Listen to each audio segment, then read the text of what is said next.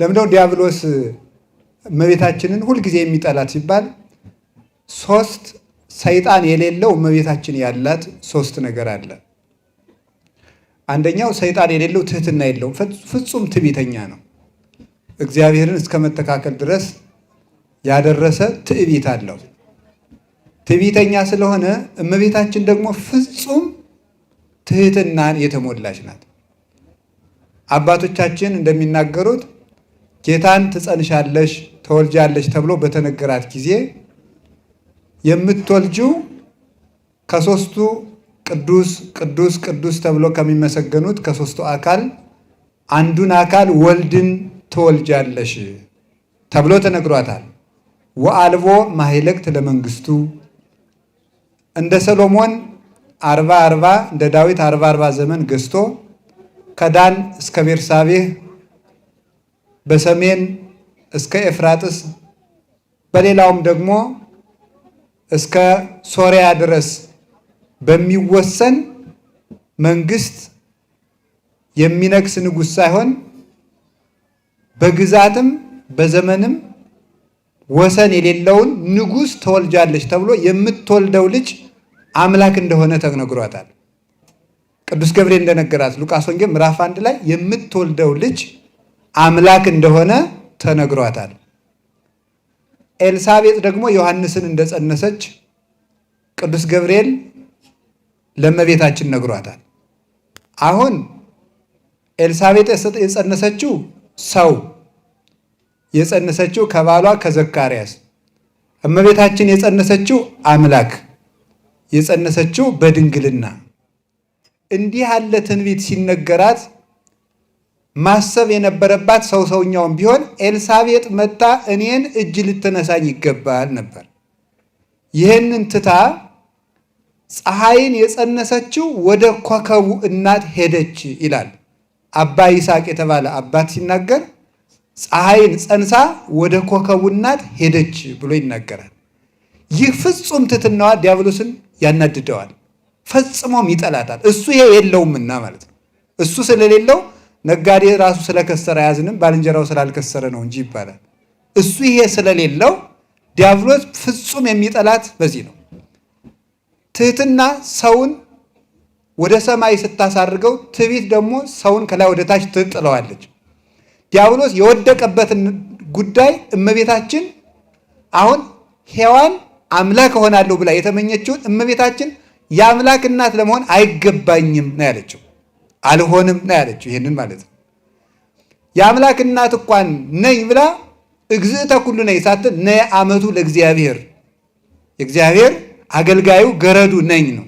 ሔዋን አምላክ ነኝ አምላክ እሆናለሁ ያለችውን እቺ ደግሞ ዳግሚት ሔዋን አዲሲቱ ሔዋን እመቤታችን ግን ገረዱ ነኝ አለች። የሔዋንን የትዕቢት ግንብ ሰባብራ ጣለችላት ማለት ነው። ይህንን ዲያብሎስ ፈጽሞ ይጠላዋል። ዲያብሎስ ሁለተኛው ምንድን ነው ሲባል እርኩስ ነው። የረከሰ የጎሰቆለ ኃጢአትንና ክፋትን ሁሉ የተመላ ነው። እመቤታችን ደግሞ ፍጹም ንጽሕት ናት። ለሰው ወገን ሁሉ የምታዝን በሰው መዳን የምትደሰት ናት። በዚህ ምድር ላይ ለራሷ በደረሰው ነገር እግዚአብሔርን አንድም የማማረር ጥያቄ ያልጠየቀች ፍጡር እመቤታችን ብቻ ናት። አንድም ቀን እንዲህ ይሟላልኝ እንዲህ ሆንኩኝ ያላለች ማለት ነው እሷ ብቻ ናት። ከነቢያትም ከሐዋርያትም ቅዱስ ጳውሎስ እንኳን መከራውን ዘርዝሯል። የሁሉ ደረሰብኝ የሁሉ ደረሰብኝ እሱን የሚያህል ሐዋርያ። እመቤታችን ግን ይህ ሁሉ ያልደረሰባት ፍጽምት ከተማ ናት። ዲያብሎስ ሙሉ ዘመኑን ሁሉ ክፋትን ያስባል። እመቤታችን ሙሉ ዘመኗ ሁሉ ንጹሕ ነው። አሁን የያዕቆብ መሰላል አለ። የያዕቆብ መሰላል ጫፏ ላይ እግዚአብሔር ተቀምጦባታል። ያቺ መሰላል እመቤታችን ናት። ከጫፏ ላይ ከመሰላሊቱ ጫፍ የተባለው የድንግል ማርያም ሕልውናዋ ነው። ከጫፉ ላይ እግዚአብሔር ተቀምጦበት ነበር ማለት የእመቤታችን ሕሊና ከእግዚአብሔር በቀር ሌላ ምንም አስቦ አያውቅም ማለት ነው። ስለዚህ ምን ተባለ? የእግዚአብሔር ከተማ ትባላለች ማለት ነው። ይህንን በማሰብ ይህንን ሲያስብ ዲያብሎስ ፍጹም ይበሳጫል። እሱ እንግዲህ እግዚአብሔር ያሳያችሁ መላ ዘመኑን ወይትሐከ ያለ እኪት ይላል ቅዱስ ዳዊት። ኃጢአትን የማይሰለቻት በቃኝ የማይል ማለት ነው። ክፋት ሰርቶ የማይታክተው ዲያብሎስና የእሱ ወገኖች ናቸው። ክፋትን ሙሉ ሌሊት ሙሉ ቀን ክፋት የሚጸንሱ ማለት ነው። ኃጢአትን ጸንሰው ኃጢአትን በግብር ወልደው የሚያሳድጉ ናቸው። ይሄ እሱ ስለሌለው እሷ ግን ስለሌላት ዲያብሎስ እመቤታችንን ይጠላታል። ሶስተኛ ደግሞ በጣም የሚያስደንቀው የሚንቃት ስትሆን የጣለችው እሷ ስለሆነች ይጠላታል። ምክንያቱም መጀመሪያ የጣላት ማንን ነው? የጣለ ሴትን ነው። አንድ አስደናቂ ነገር ልንገራቸው። ዓለምን ዲያብሎስ የጣለው በሴት ነው እና ከዚያ ጊዜ ጀምሮ ሴትን ሲንቅ ነው የነበረው። እናንተም እንዲነዳችሁ ማለት ብዬ ነው። ሴቶቹ ዲያብሎስ ሴትን ሲንቅ ነው የኖረው ማለት ነው።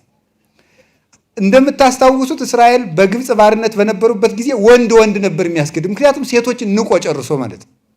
ወንድ እያስገደለ የሴቲቱ ዘር ይበቀልሃል ስላለው ሴቲቱ አትበቀለኝም ብሎ ነው ያሰበ። የሴቲቱ ዘር ወንድ ነው ብሎ ስላሰበ ማለት ነው። እመቤታችን በተወለደች ጊዜ ሴት መሆኗን ሲያውቅ ነው እመቤታችን ያላስገደላት። ቢያውቅ ኖሮ ያስገድላት ነበር። የናቃት እብን እንተመነንዋ ነደቅት ወይት ኮነት ውስተ ርእሰ ማዕዘንት። አናጺዎች ፈጣሪነን የሚሉ አጋንንት የናቋት ድንግል ማርያም እሱን ቀጥቅጠዋለች። የተናቀችው ታቦተ ጽዮን ባዛጦን ሂዳ ዳጎንን እንደቀጠቀጠችው የናቃት የ15 ዓመት ብላቴና እብነ ማዕዘንት ኢየሱስ ክርስቶስን ወልዳ ቀጥቅጠዋለች። እሷ ከተወለደች ጊዜ ጀምሮ እረፍት አጥቷል። እሱ በደል በሌለበት ከተማ እየኖረ መያዝ ያልቻለውን ሕሊና ክፋት ባለበት ሕሊና ዓለም እየኖረች ያለ ክፋት የኖረ ሕሊና አላት። ይህ ያናድደዋል። ተንኮል በሌለበት ከተማውን ያልቻለውን ለመላእክትን ኢተክህሎሙ ድንጋሌ ሕሊና እስመ አበሱ በፍትወት ወረዱ ምድረ በቀዳሚ ያልተሰጣቸውን ሽተው በደል በሌለበት ዓለም እሱ ፈቲው በሌለው አካል በድሎ ሲወድቅ እሷ ፈቲው በሚስማማው የሰው ስጋ የእሳትነት ጠባይ ባለው የሰው ስጋ ሆና የእሳትነት ጠባይ የሌለባት ተመልኩ። ለምኑ ተወተ ድንግል ሕሊና ሙሉ ደሰብ የሕሊና ድንግልና የተሰጠው ማን ነው? ይሄ ያናድደዋል። መላእክት ድንግል ናቸው። ድንግል ሆነው ግን አምላክን አይወልዱበትም። አምላክን የማይወልዱበት ድንግልና አላቸው። እሷ ድንግል ናት። በድንግልናዋ አምላክን ወለደችበት። ይህ ያበሳጨዋል። ከዚህ የተነሳ ዲያብሎስ ዓለም እስከሚጠፋ ድረስ እመቤታችንን ሲያሰድብ ይኖራል። ዓለም እስከሚጠፋ ድረስ ይህንን እንድታውቁት ነው። ይህንን ያወቀ ሰው ደግሞ ምንም ስለ እመቤታችን የፈለገ ነገር ቢኖር አይታወቅም። ታምረ ማርያም እኔ ያን ነገር ልንገራችሁ። ከታምረ ማርያም ከድርሳነ ጽዮን ከሌላውም አንዳንድ ጥያቄ መናፍቃን እየመዘዙ የቤት ስራ እየሰጡ ክርስቶስን ሊያስረሱንና ስራ ሊሆኑብን አይገባም። ውሻ ነዋ። ውሻ ይጮሃል።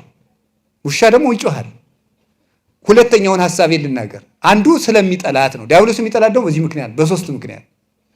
ሁለተኛው መናፍቃን ደግሞ ለምንድን ነው እመቤታችን የሚጠሏት ሲል ቅዱስ ኤጲፋኒዎስ የተረጎመውን አንድ ሐሳብ ልናገር። በጣም ነፍሴን ያሳርፋታል። ቅዱስ ኤጲፋኒዎስ ትንቢተ ኢሳይያስ ምዕራፍ 5 ቁጥር 10 ላይ ያለቃል። እነዚህን እመቤታችንን የሚሳደቡ መናፍቃንን ቅዱስ ኤጲፋኒዎስ በምን ይመስላቸዋል? ባበደ ውሻ ይመስላቸዋል። ያበደ ውሻ ምን ይላል ቅዱስ ኤጲፋኒዎስ? የመዝገበ ህብስት ወይም መዝገበ መድኃኒት የሚባል መጽሐፍ አለው። ፓናሪዮን ይባላል በግሪኩ። መዝገበ ህብስት ወይም መዝገበ መድኃኒት ማለት ነው። ለሁሉም መናፍቃን መልስ የሰጠበት መጽሐፍ ነው። እና ቅዱስ ኤጲፋኒዎስ ምን ይላቸዋል? እነዚህ ሰዎች ለምንድን ነው እመቤታችን የሚሳደቡት ይልና ውሻ ጤነኛ ሳለ ጌታውን ያውቃል፣ የጌታውን ሚስት ያውቃል፣ ልጆቹን ያውቃል፣ ቤተሰቡን ይለያል፣ ጎረቤትንም ይለያል። ማን? ውሻ።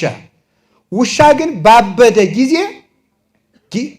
ጎረቤት ይለይ የነበረው ልጆቹን ይለይ የነበረው ውሻ ባለቤቱን ጭምር መንከስ ይጀምራል።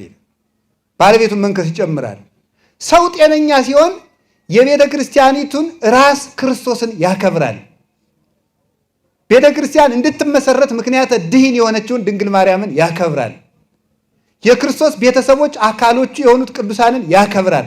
ሲያብድ ግን ቅዱሳንንም ይሳደባል፣ እመቤታችንን ይሳደባል፣ ራሱን ክርስቶስንም ይነክሰዋል። ክርስቶስንም አማላጅ ፍጡር ብለው ይሰድቡታል። በእሷ ላይ ብቻ ተነስተው የቀሩ እንዳይመስላቸው። ለምንድን ነው ሲባል ውሻው በማበዱ ምክንያት የጌታው መልክ ይቀየርበታል፣ የቤተሰቡ መልክ ሁሉ ይቀየርበታል ይላል። መናፍቃንም አይምሯቸው ስለተነሳቸው ፈጣሪ የሆነው ኢየሱስ ክርስቶስ በፍጡር መልክ ይታያቸዋል። የፈጣሪ እናት የሆነችው እመቤታችን አንሳ ትታያቸዋለች፣ ጣዖት ትሆንባቸዋለች። በእነሱ ሕሊና ላቲ ስብሐት የእሱ ልጆች ሐዋርያት ሁሉ ቅዱሳን ሁሉ በእነሱ የተናቁ ይሆኑባቸዋል። እንግዲህ ስላበዱ ውሻ ነው። ኢየሩሳሌም ኢየሩሳሌም ውሉድኪ ኮኑ ከመ አክልብት ዘማውያን፣ ኢየሩሳሌም ልጆችሽ እንደ ዲዳ ውሾች ሆኑ፣ እንዳበደ ውሻ የሚሉ። እንዲሁም ቅዱስ ነቢዩ ኢሳይያስ ዲዳ ውሾች ይላቸዋል። ውሻ ሲያብድ ጠላት ሲመጣ መጮውን ሁሉ ያቆማል። እነዚህ ቅዱሳንን ሁሉ አናመሰግንም የሚባሉ ዲዳ ውሾች ናቸው። ቤተሰቡን ጠላት ሲወረው የማይጮህ ውሻ ዲዳ ውሻ እንደሚባል እመቤታችንን አላመሰግንም የሚል አንደበት ዲዳ ውሻ ነው። ባለቤቱንም አያውቅም ቤተሰቡንም አያውቅም ብሎ ይነገራል። ከዚህ የተነሳ ነው። ስለዚህ ከዚያ አንቺ ከተወለድሽ ጀምሮ ይላል አባ ጊዮርጊስ አንቺን ዲያብሎስ አጥብቆ ይጠላሻል ይላል። የአንቺ ስም ሲጠራ ይናደዳል። እሳት ይወፅእ እምአፉ ለዘይጼልይ ወያውዕዮ ለሰይጣን ወይደጉጾ አይኖ እስመ ጉድፍ ውእቱ በሀቤሁ። ከሚጸልይ ሰው አፍ እሳት ይወጣል፣ ሰይጣንን ያቃጥለዋል፣ አይኑንም ይወጋዋል፣ በሱም እንደ ሰይፍ ሆኖ ይቆራርጠዋል። ወበይንተዚህ ይጸልይ ሰይጣን ትግሃ ወጸልዮም ኩሉ ገቢረ ሰናይ። ከሁሉም በጎ ስራ ይልቅ ሰይጣን በዚህ ምክንያት ጸሎትን አጥብቆ ይጣላል። ወፈድፋደሰ ይትማ ወይ ሐቂ ስነኒሁ ሶበ ይሰምዕ ውዳሴ ዚአኪ። ከሁሉም ነገር በላይ ሰይጣን ያንቺን ስም ሲሰማ አጥብቆ ይበሳጫል። አንቺ ከተወለድሽ ጀምሮ እረፍት አላገኘምና ይላል። ሴቲቱ ጣለችን ያለ አንደበት ሴቲቱ አዳነችን ማለት ምንድን ነው ነውሩ? እንዲሁ እኮ ይገርም። እንግዲያማ ሔዋን ጣለችኝ ማለትም ብለህ እግዚአብሔር ጣለ ይበላ። ሔዋን ጣለችኝ ካልክ ለመውደቅህ የጣለ እግዚአብሔር ቢሆንም ለመውደቅህ ሔዋን ምክንያት ከሆነች ያነሳህ እግዚአብሔር ቢሆንም ለመነሳትህ ምክንያት ድንግል ማርያም ናት። ይህን ማወቅ ይገባል። ነገረ ድነትን አለማወቅ ፈጽሞ ይሄ ነው። ስለዚህ እመቤታችንን የሚሰድዋት ምክንያት ፈልገው እንዲሁ እኮ ይገርማል እኮ እናንተ። ምክንያት ፈልገው የሚሰድዋት የሚያጣጥሏት እንዳይጠቀሙ ነው። መጠቀሚያቸውን ዲያብሎስ በጣም ዋና መጠቀሚያን ማስጠላት ልማዱ ስለሆነ ነው። ወደ ሐሳቡ ልምጣ እንግዲህ ማለት ነው። እመቤታችን በአምላክ ሕሊና ታስባ ትኖር ነበር። ይህ ምንድነው? ብርቅና ደንቁ ታስባ ትኖር ነበር። አዎ ሰይጣንም ታስቦ ይኖር ነበር። እንኳን እመቤታችን ታስቧል። አህያም ታስባለች፣ ጅብም ታስቧል፣ አይጥም ታስባለች። እግዚአብሔር ዓለም ከመፈጠሩ በፊት ቆጥሮ የማያውቀው ፍጥረት የለም። ጓጉንቸሩም ታስቧል፣ ትል ታስቧል፣ ቀንድ አውጣም ታስቧል፣ ድንቢጥም ታስባለች፣ ድመት ውሻም ታስበዋል። እግዚአብሔር ዝንብንም አስቧታል። ትንኝንምስ እንኳን የማይዘነጋ እግዚአብሔር በምግብ አሰበኝ ብሏል ዳንኤል። ስለዚህ እግዚአብሔር ሁሉንም አስቦ ፈጥሮታል። እንደዚህ ከሆነ እመቤታችን ተለይታ ታስባ ትኖር ነበር ያሰኛት ምንድን ነው? እኔም ታስቤ ነበር ደግሞ ሊል ይችላል። መጀመሪያ መታሰብ አልነበር ታስባ ትኖር ነበር ማለት አይነ ከኑ ሀማሚ አይነ ምቀኛ ናት አለ ጌታ። እንደው ሰው እኮ ይገርማል። ሰው ብሎ እንደው በድንግል ማርያም ይቀናል። አይደርስ እኮ ነው እናንተ።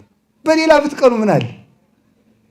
የማይደርስበት እንደው እኮ ጥንቸል የዝሆን ያልጠጣለሁ ብላሉ ፈንድታ ሞተች አሉ። መፈንዳት እኮ ነው። እንዴት ይቻላል በእውነቱ ማለት ነው። እና ታስባ ነበር እኔም ታስቤ ያለው ሊል ይችላል። ይሄ በጣም ራስ ወዳድ ስለሚያደርግ አንዱ የፕሮቴስታንቲዝም አንዱ ተንኮሉ ራስ ወዳድ ብቻ ነው የሚያደርገው፣ ለራሱ ብቻ የሚያስብ። ተመልከቱ። ኢትኩን ጠቢበ በርእስከ፣ በገዛ ራስህ በገዛ አይነት ጠቢብ አትሁን፣ ራስህንም አታመስግን። አላ ነኪር ይወድስከ ይላል ሰሎሞን። ባይድ ያመስግንህ እንጂ ሌላ ሰው ያመስግንህ እንጂ። አንድም ብለው ሊቃውንቱ ከዚህ ዓለም በባህሪ ባይድ የሆኑ ሥላሴ ያመስግኑ እንጂ መላእክት ያመስግኑ እንጂ ራስህን አታመስግን፣ ስለ ራስህም አትናገር ብሎ የሚናገር። እኔም ታስቤያለሁ። ታስበሃል? አዎ። የታሰብከው አንተ ሌባ እንደሆንክ፣ ቀጣፊ እንደሆንክ፣ ዘማዊ እንደሆንክ፣ አውደልዳይ እንደሆንክ ታስቦልሃል። በቸርነቱ እንደሚምርህም ግን አስቧል። እሷ ግን የታሰበችው የሕይወት ውሃ ምንጭ እንደሆነች፣ ሙዳየ ፈውስ እንደሆነች፣ ነቃ ፈልፈለ ማሕይወት እንደሆነች፣ ሰማይ ዳግሚት እንደሆነች፣ መሶበ ወርቅ እንደሆነች ነው የታሰበችው። የሕይወት ዛፍ እንደሆነች ነው የታሰበችው።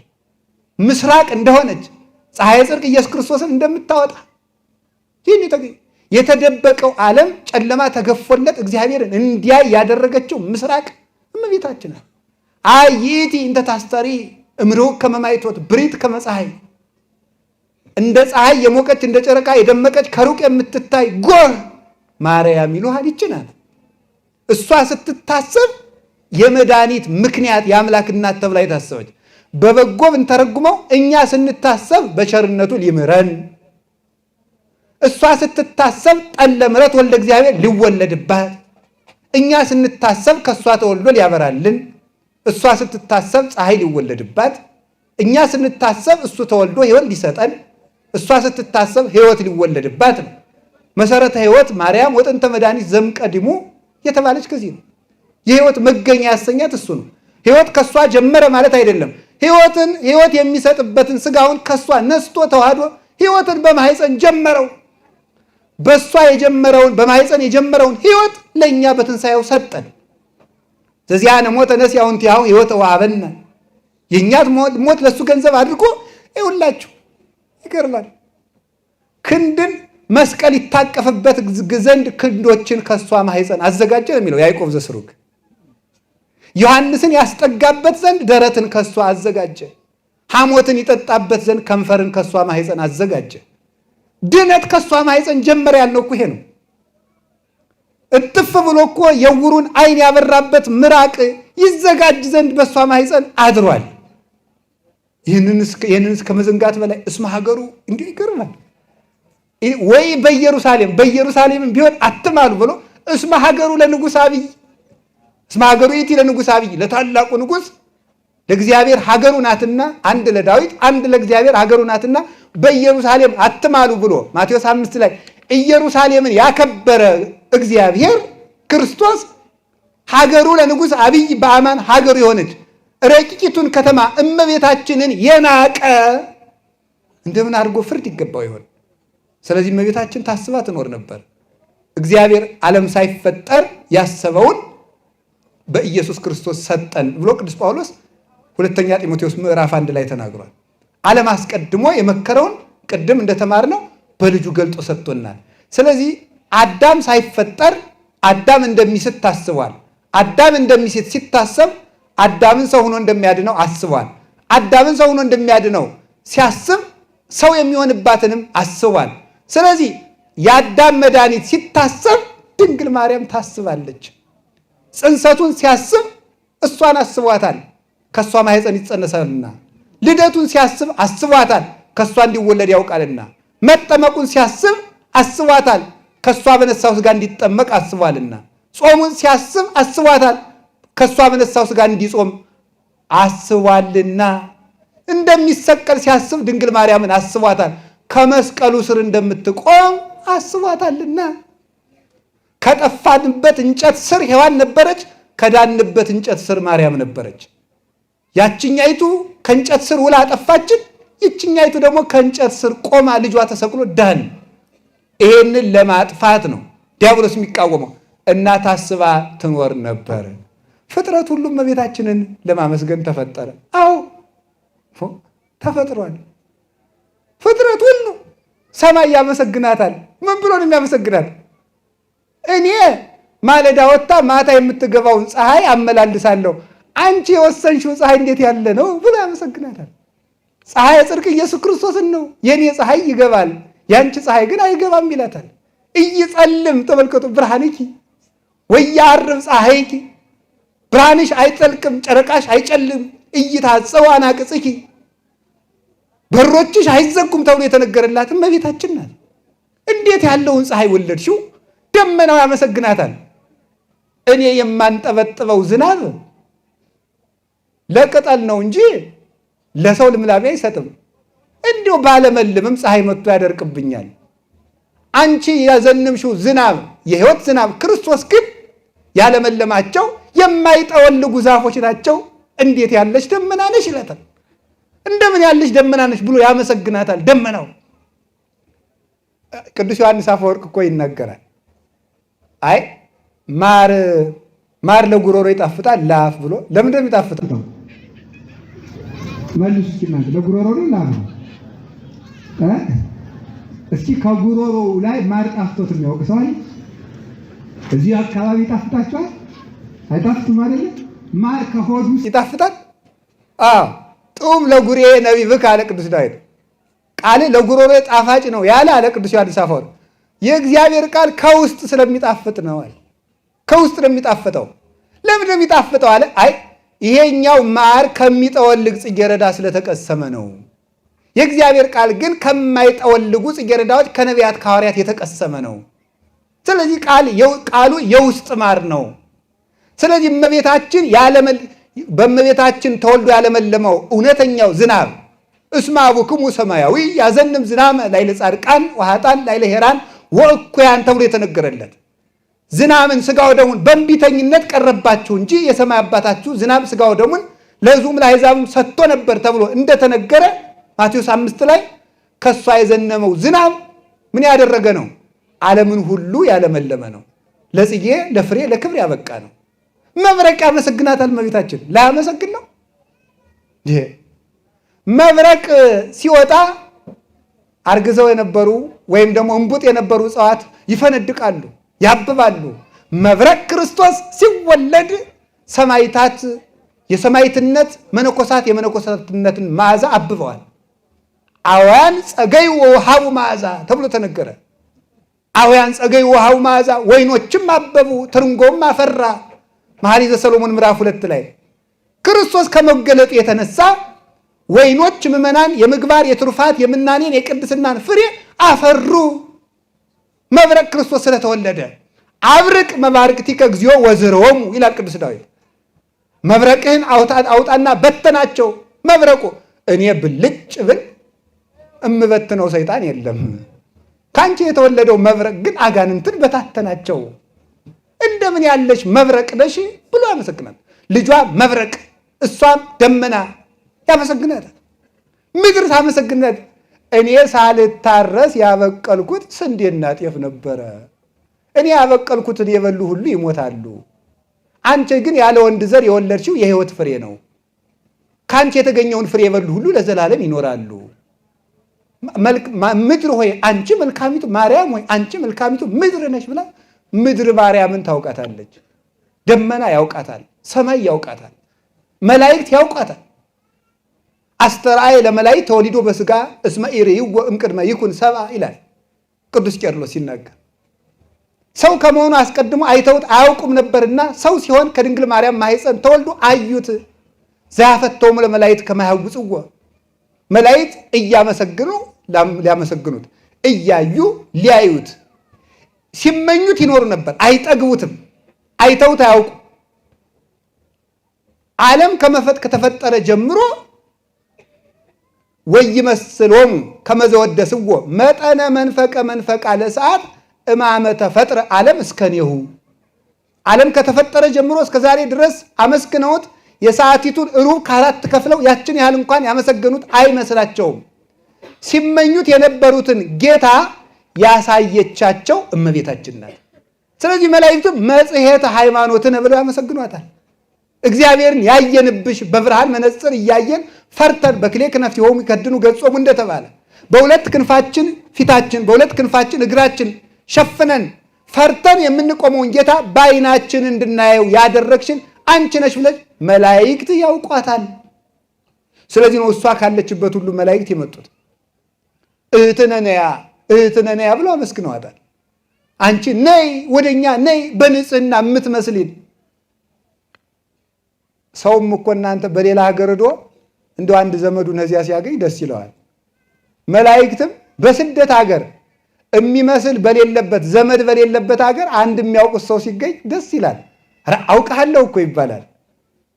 መላእክት ኃጢአተኛ በበዛበት ዓለም አንድ በንጽህና የምትመስላቸው ዘመድ ድንግል ማርያምን አገኙ። የዚያን ጊዜ እህትነ ነያ እያሉ አመሰግኗት። ያውቋታል። ያመሰግኗታል። ዘመዳቸው ናት፣ የንጽህና ዘመዳቸው ናት። ንጉሱ ለተቀመጠበት መንበር እጅ የማይነሳ ወታደር ማን ነው? ያንን መንበር ከቦ የማያመሰግን የማያረግድ እጅ የማይነሳ ሰራዊት አርበኛ ማን ነው?